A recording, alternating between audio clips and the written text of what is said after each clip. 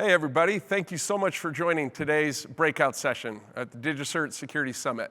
Today we're going to be talking about the SolarWinds attack, a cautionary tale about code signing and the practice of code signing and important controls you can put around code signing. I'm joined today by a good friend and colleague of mine, Dave Roche. Dave, what's going on, man? It's good to have you here. Dave is our product manager for the Secure Signing Manager, our manager that helps control and distribute our signing offering. And we're really excited to have Dave on with us to talk about things that organizations can be doing to tighten up their code signing practices. However, before we do that, we're going to jump in and talk a little bit about the SolarWinds attack. Clearly, this is a big attack. It's on everybody's mind. If you haven't heard of it, you need to crawl out from the rock that you're living under, especially if you're in the cyber world. This attack was massive. The magnitude of the attack, the number of companies that have been hit by this attack are massive. Brad Smith, Microsoft's president, has called the SolarWinds attack the largest and most sophisticated attack the world has ever seen. That's significant. Right now, security experts are diving in and trying to determine the extent of the attack, to figure out how many organizations have been hit, and we believe it will take months, potentially even a year, to determine the extent to which this attack has gone out. The attack is believed to have come from Russia, a state actor, with the intent of gaining intelligence on the US government. And we're going to dive into that a little bit and talk a little bit more about the attack. This here is the SolarWinds development process. This process is common amongst many organizations, most organizations that develop software.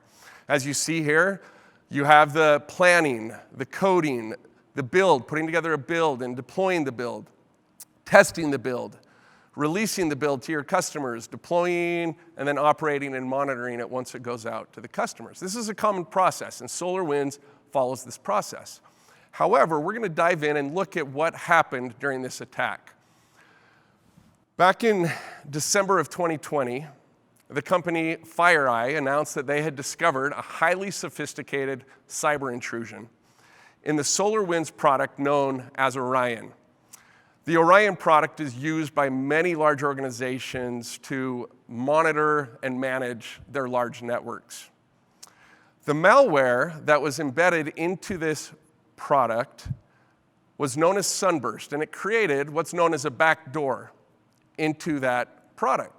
That backdoor gave the attackers access to all of the servers that were leveraging that software. Once the malware was injected, of course, it went through the build. They put together a build. They tested the build. It passed somehow, that build process. It was released, and then it was deployed to over 18,000 of SolarWinds customers. Once those customers received that update, that Trojan horse infected update package, and they installed it on their servers, the backdoor was initiated. The malware actually sat dormant for a couple weeks before it initiated, which made it even harder for security experts to detect. But this breach was massive. Estimates say that it was deployed to over 18,000 customers of SolarWinds. 425 of the Fortune 500 businesses were impacted.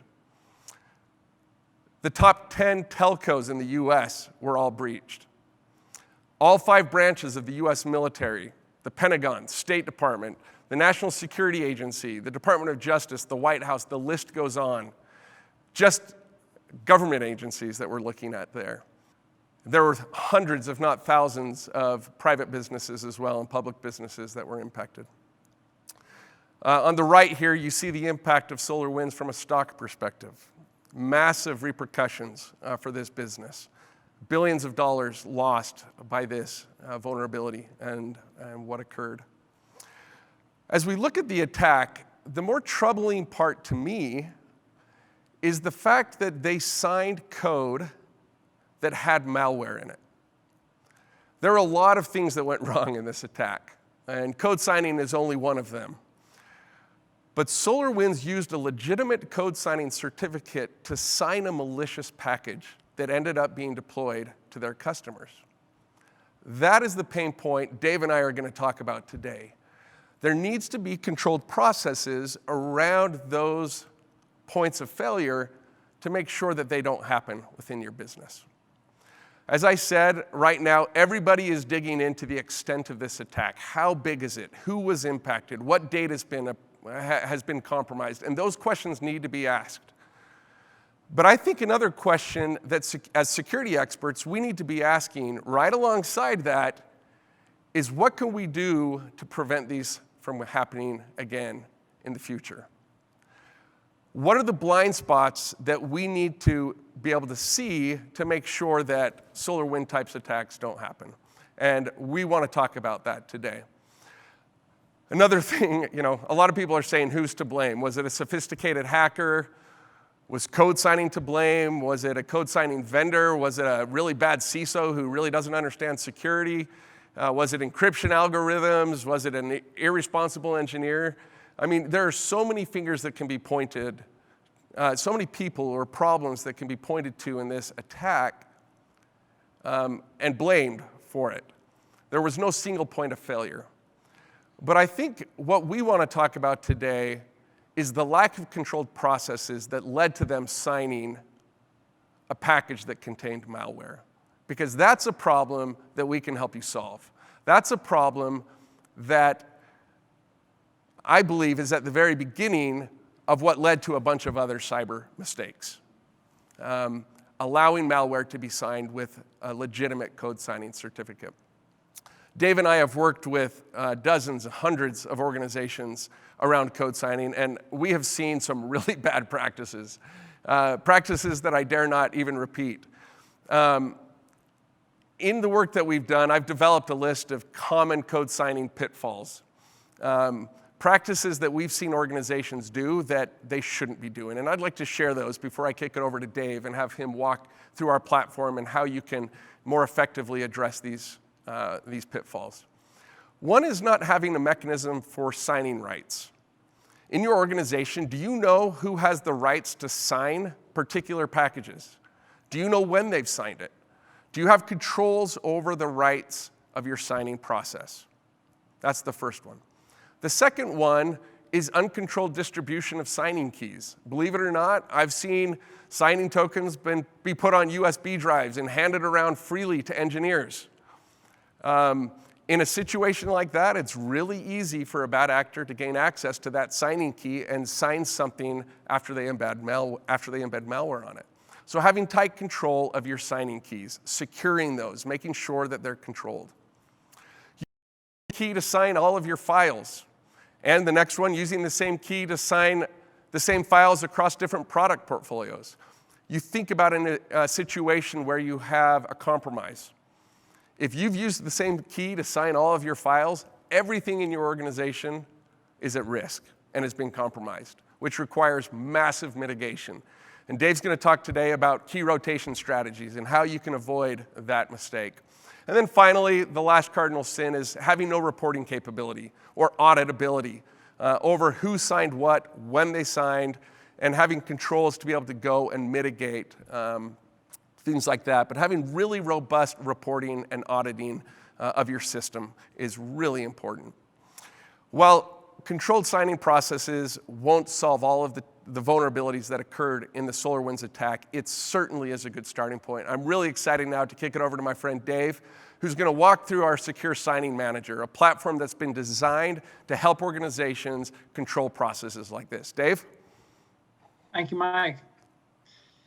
Yeah, so Mike teed this conversation up really nicely, guys. And what we enable customers to do with Secure Software Manager is to solve for those problems that Mike described that enterprises are finding challenging with regards to securing their software supply chain and managing the workflows for their code signing. And the things that I want to focus in on that Secure Software Manager from DigiCert can help you with is the benefits of hash signing, the ability to put account level security controls on your workflows so that they're inherited by the users who are doing code signing and managing those code signing keys and assets. the protection of the private key and the workflows around that, which help you to generate keys and rotate through them so that you're not using one key to sign everything and having all users have access to the same thing. And then also around role-based access controls, right? So not just about permissions with relation to what users can do on the service, but also getting really granular around which users and what teams can access which keys and certificates, and what they can generate and how frequently, and how that's separated then from other teams within an enterprise, which has a distributed engineering organization across multiple products, projects, countries, continents. So let's look at hash signing first and what benefits that brings. So the first thing that hash signing enables an organization to do is to keep a hold of their binaries, their intellectual property, whatever way it's compiled, whether it's an app, an executable, an installer, a container, an image, whatever that is, you don't want that leaving your enterprise without a signature being applied. And in our Secure Software Manager service, that is the case because we don't ask enterprises to upload their compiled binaries or applications to our service. We do it in such a way that our clients work with the developer teams to ensure only the hash is shared with the service for signing, and therefore your intellectual property never leaves your organization. The other benefit in that regard is around speed, right? So from a security perspective, your intellectual property not leaving is of great benefit, but because the hash is only coming to the service, it performs like a local signing, right? It's really fast, and then it also benefits from that secure process where it doesn't leave, okay? And as well as that, it's important to note that when you do that, it works the very same way as a local signing would, because we're leveraging the same tools that developers are using today. Our client is a one-time implementation, get up and running, but after that, the performance, the security is all inherited as part of the process. And we'll talk a little bit more then about permissions when we move on to the next piece. Like one of the things that Mike talked about that was a risk in terms of code signing is the private key. The private key is really critical. It's what's used to apply the signature. And Mike talked about how some enterprises are doing horrible things with regards to code signing, whereby the private key might be duplicated and stored in many locations. It might get compromised because it's left on someone's laptop. Some disgruntled employee could take it with them. There's many different ways in which the private key could fall into the wrong hands. And it's all down to the fact that either customers and enterprises have to take on the responsibility to protect those keys themselves and therefore invest in hardware and maintaining that hardware, or they have insecure processes like keys being held in unencrypted software or on USB tokens. And how we solve for that is by ensuring that all private keys are protected within the Secure Software Manager product. They're generated there, so they never live anywhere else.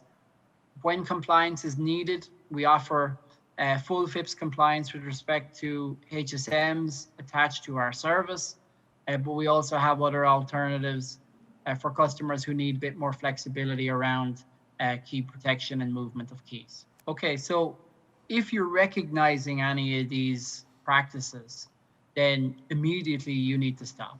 Okay, we're here to help. We've got a solution that will help you to improve these practices instantly, and you don't have to do so in a way that where you have to start from scratch.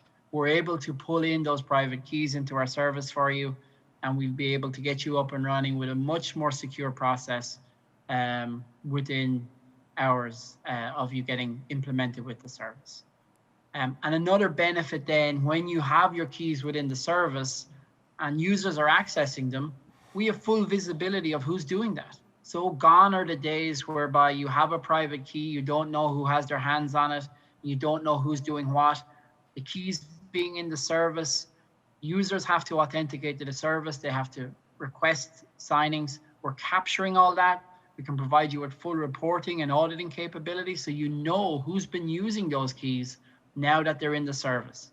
And you can audit yourself if something goes wrong, where something accidentally happens, if malware gets pulled in with open source software and you did a bad job on checking for that, you'll be able to check and do remediation by looking at those reports. So private key protection, really critical as part of a code signing solution and a good workflow practice. All right, so let's talk a little bit more then around role-based access controls. So not only is it about the private key access that we talked about, because as we said, if we pull in the keys to the service, we can specify who has access to those keys. We can then say that it's an individual user that might be in a build or a release role for a specific product or project. It could be a team of developers that share that responsibility. But again, gone are the days that those teams can distribute access to those keys in an unsecure way. So keys can then become responsible and available to specific users or specific teams. And what we do then is when you have large organizations with multiple teams working on multiple projects, you have keys that are specifically used to sign those projects. So there's no cross-pollination of the software that is being signed by an organization. And in that case, if one team is doing something badly, the other teams that are doing the good practices are not going to be as impacted. So it spreads the load with regards to if there is some kind of event that needs remediation, whereby not the full enterprise and all of its products are going to be impacted in the same way. As well as that, then when we talk about role-based access, it's not just about access to keys, but also being able to separate the duties of what different users within the service are doing. So you can have administrators that are generating private keys and certificates and assigning them to teams. You can have users which are specific with responsibility around signing or approval workflows. And again, you can even specify non-human actors to have a role and responsibility within the service, such as a build server where there's automation going on, and that build server has really planed back permissions to be able to do specific things as part of a release which may be fully automated. So the controls to be able to specify at a really granular level what your organization and your users can do is a really powerful piece of functionality that Secure Software Manager will offer. And finally, then there's the organization level controls. So when you don't have the ability to restrict what type of key pairs and certificates you're doing because there's no workflows built around that in terms of a solution, then you're relying on your engineers and your developers to do that. And that's not inherently what engineers are good at. Engineers are excellent at building functionality, writing code, but they're not great at choosing what's the strong algorithm to use to sign the software once it's built. They're not necessarily good at choosing, what strength the key should be. And specifically around code signing, the validity of the certificates, the type of certificate used, and Mike talked about this earlier. We've seen people signing stuff with self-signed certificates. We've seen them share a single key and certificate across a large enterprise with thousands of developers, all extremely bad practices. What our organization level controls allow you to do is to specify what your users can do. So your CISO can come into your service and can see, okay, we're only allowed to use specific algorithms. The key strength that I want as a min size can be this. And I also want to enforce things on the workflow like approval or pre-planned signing events, which allow for what Mike described earlier in the presentation, the ability to move from the build completing and the signature happening, so that there's ample time for testing, so that things like injections of malware are not happening from an organization having very nice, clean code and then moving to doing good code signing practices. So it allows for the sequencing of that supply chain, and allows for organizations to make sure they have the controls in place so that nothing gets released and signed which has some kind of malware or vulnerability pulled into it. And I love this little image here because it talks about SolarWinds in the way that a lot of enterprises are not, right? There's a lot of good things that you can do in terms of securing your supply chain. And code signing is one of them. But it's not necessarily going to be the thing that prevents a SolarWinds type event in your company on its own in isolation, right? It's about, there is lots of good security practices that you can do, and it's going to be a piece of the puzzle, but it's not going to be a silver bullet. And when we talk about that puzzle and what those pieces are, this image here outlines that nicely.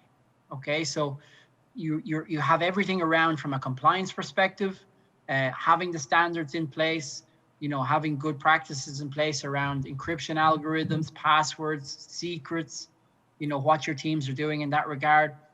In terms of your source code, there's lots of different security practices that you can put in place there to make sure your code is clean, is peer reviewed, and is suitable and vulnerability free. So when you build your binary, you don't have any malware that's being pulled in by a bad actor, or without when customers use open source code, which could lead to that pulling in inadvertently. And then there's the testing, right? So this is where the SolarWinds event was really vulnerable, right?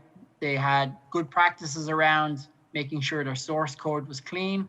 They then signed it, but it was the piece in between where the malware got injected.